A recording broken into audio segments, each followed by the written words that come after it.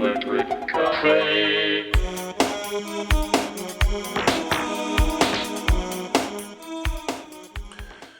Hey everybody, welcome back to day number 23 of January 2025's focus on ambient, experimental, and new age albums from the 60s, 70s, and 80s.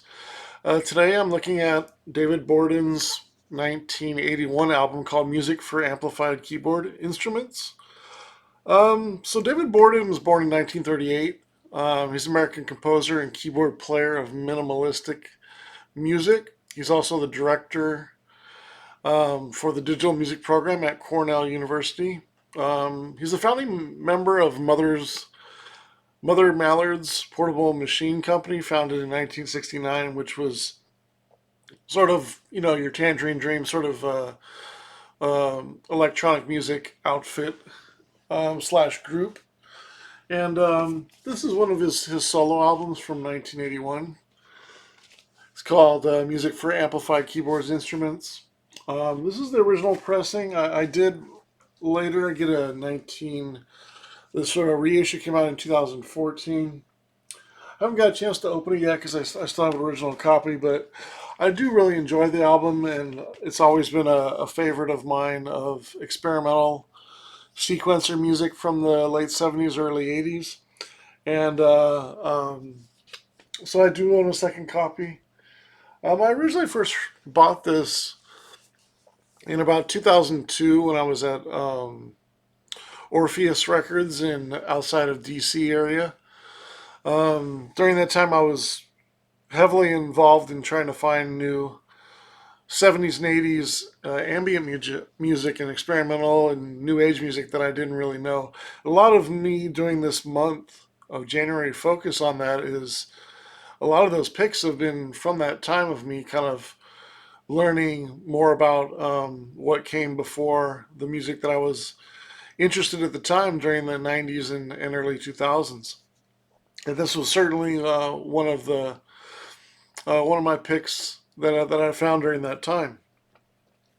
This is kind of your style of, your Steve Reich, Terry Riley, Philip Glass, kind of your more, even though it's a little bit more sequenced than those works, it's still kind of that minimal style that they kind of helped pioneer. There's 4 tracks on here. This is going to be kind of a quick review. Don't have a lot to say about this album. Um, there's 2 tracks. There's 2 tracks on each side. The first track is kind of about 6.5 minutes, almost to the second, 6:24 and 6:25. And then the second track on each side is roughly around 13, 14 minutes. So almost twice as long, basically twice as long as track, a little bit more than twice the length in the track. And both sides are roughly around 20 minutes long. So the first track is called Etsy Point, Summer 1978. I give this track 3.25 stars. It's really strong sequencing through the whole album, pretty much. I like the more ominous edge on this track. It's dramatic, but it's still very minimal. 3.25 stars. Track 2 is actually my favorite track. It's called The Continuing Story of Counterpoint, Part 9. This is the longest track on the album, 14 minutes, 14.5 minutes. Some of the changes in the chord progressions are really, really good. Some of them are pretty good. This one has some really nice sustained notes inside the minimalism structure and minimalistic structure, and some excellent passages on here. There's a couple points where it really hits this really nice couple notes where you really feel like it's gonna be extraordinary.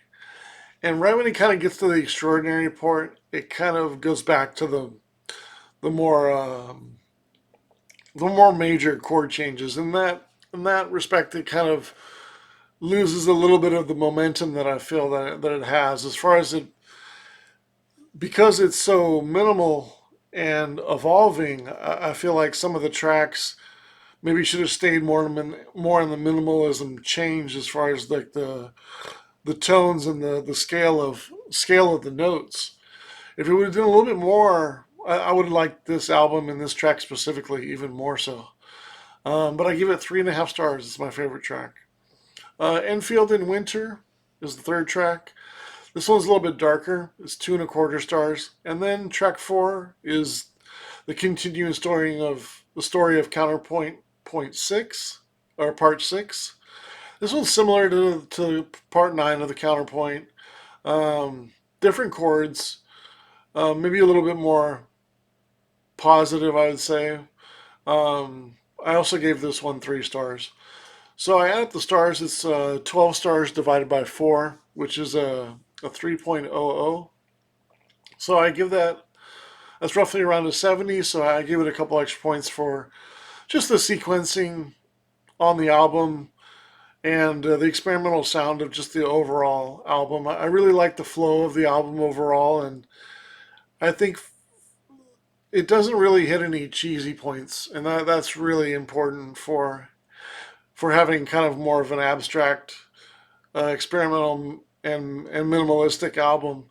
I really feel like that's worthy of a couple extra points because a lot of times in the 70s and 80s, especially late 70s, early 80s, like albums in the new age can kind of get cheesy a lot of times, and I feel like this one has a little bit more of a experimental. Maybe there's a little bit of math music going on. It's certainly one of those more instructional album feel, like more towards that side. A lot of late 60s and 70s albums have a lot of that, kind of electronics teaching sort of feel to them. And because it's music for amplified keyboard instruments, considering he's also a director at a university as well, it sort of has that feel of sort of being like a subject that they're sort of talking about, and maybe sort of talking about the overall program and sort of dissecting it, and it feeling like a minimalistic piece to sort of critique and go over in school. So it does have that kind of stark kind of feeling, but I think if you heard this by itself without knowing the background of David Borden, you'd feel like it's on the stronger side of a sequenced experimental ambient album. And for that, I give it a 73 out of 100. I think it's a really good album. I'd like to give it a higher score if I could, if a couple tracks were a little bit stronger and a little bit more consistent. But I think it's a very good album overall, and um, inside my ratings of new age album, I feel pretty confident that this one sits strongly at a 73 out of 100. So yeah, that's my review. Just curious if you've ever heard of David Borden or this album or Mother's Mallards, and what your thoughts are on his music. All right, thanks so much.